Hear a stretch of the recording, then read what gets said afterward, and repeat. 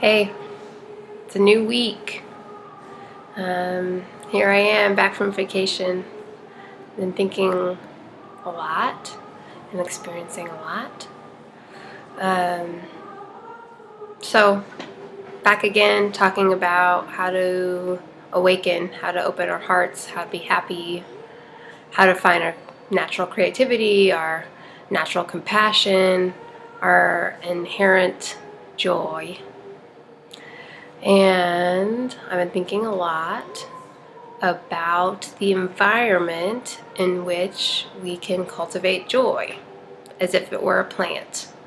So if joy was corn, you'd want to plant it at a certain time of year and in a certain place. And I think it's helpful to think of joy in that way. So I want to talk about the middle way or the middle path. I'm sure many of you know the story of how Siddhartha became Buddha and how he gets his insight of how the middle way is a good way. So I'm going to do really brief history. Siddhartha is a prince in India, and he is just given everything he ever wants, and food and ladies and jewels and all comforts. Then he steps outside the palace when he's really old, very old to be the first time stepping out of the backyard, which is 29. And he sees people who are sick and poor and dying, and he's bummed out. And so he decides that he would like to dedicate his life into understanding this dynamic of why some of us, or all of us actually, have to suffer, and why is there pleasure and why is there pain? What is this all about? So then he goes to the forest and he studies with these austere masters that say if you can forget your human desires, then you can be free. You can have joy because pain doesn't mean anything to you, so just get accustomed to pain and then you'll be fine. So he sleeps in the wilderness. He doesn't eat over just above what makes him not starve to death. That's what he eats. And same as drinks. And out there in the rain and cold and being hard on his body. And then he almost dies. And he steps out of the forest for a second onto a riverbank, and a young girl is rowing in a boat on the river, and she sees him, and she sees his withered, starving body, and she gives him some rice porridge to eat, which was a giant luxury to how he was living prior to that. So he takes a bowl and he eats, and then bam, he's got the insight, whoa, if I keep down this road of starvation, I'm going to die, and then I definitely won't understand joy or pain because I'll be dead. And what he decides is, before, when I was in the palace and all I knew was pleasure, the disappointment of realizing that that couldn't last forever was devastating. But this new way of life where I try to push away all desire and pleasure is also devastating in a different way. And so then behold the middle path, the middle way. When there's balance, then I can become liberated. Okay. So that's what I want to talk about. The middle way. I think that some of us may think that the middle way is a plan, is a blueprint for becoming enlightened or becoming free from suffering. And I don't think that that's true. I don't think it's like the breadcrumbs through the forest. Actually, what I think it is not a path at all towards something.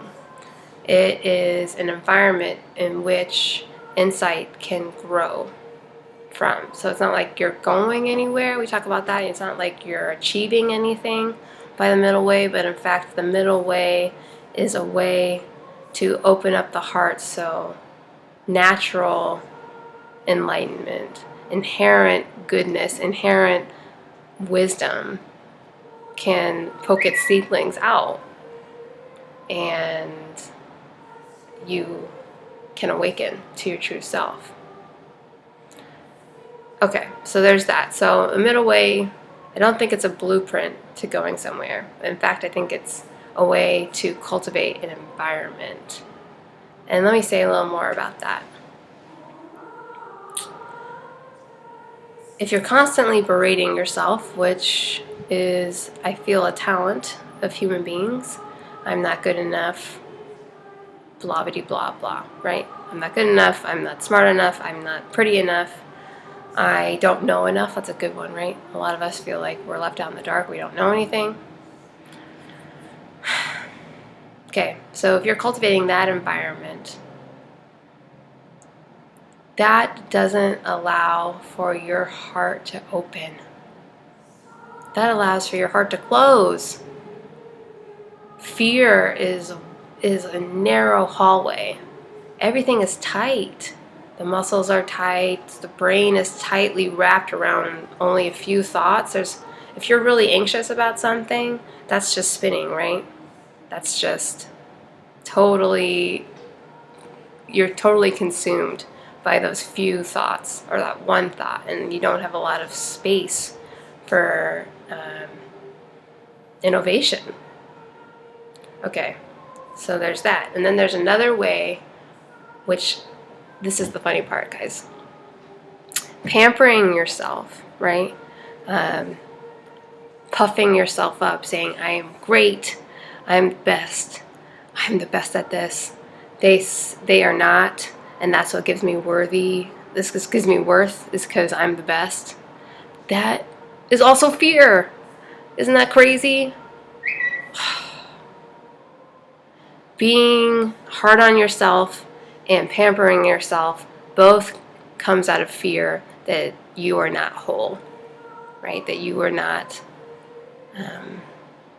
worthy, that you are not perfect. Okay, so the middle way, in which we don't pamper ourselves and we don't berate ourselves, the middle way looks like not too much food, but also not starving yourself. It looks like waking up and doing hard work, but not breaking your back, right? The middle way, which is balanced between exertion and rest, that allows the heart to open. Because really, the variance of letting in both yin and yang, both sides of whatever you're experiencing, having a balanced way of looking at things, it allows your fear to dissolve because you're experiencing all that life can offer.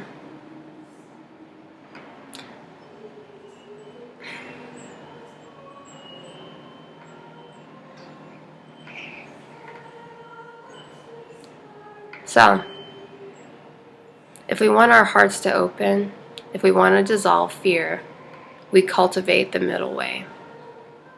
And this is a very subtle, delicate sort of concept, because we fall into pitfalls where our inclination, our nature is to be one way. We either are really hard on ourselves or always giving ourselves excuses out of fear.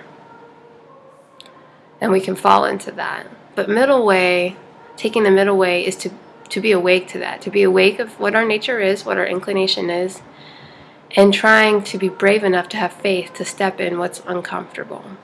So if you're lazy, you might want to get up earlier.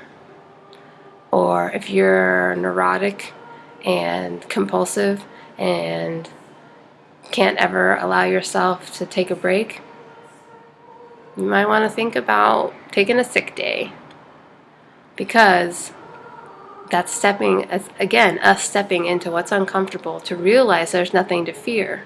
And when there's nothing to fear, our heart opens. And when our heart is open, we become awake. That's the whole thing. I'll be talking about that every week. No fear, open mind, open heart. Open mind, open heart allows us to see what is true. So, don't use the middle way like a prescription. Don't subscribe to the middle way as a religion. Know yourself and cultivate the environment of yourself, the middle way. Cultivate what you know about yourself and find that perfect pitch, which takes a long time and a subtle ear, so that your heart can open. All right? Thank you for watching. I'll see you next week.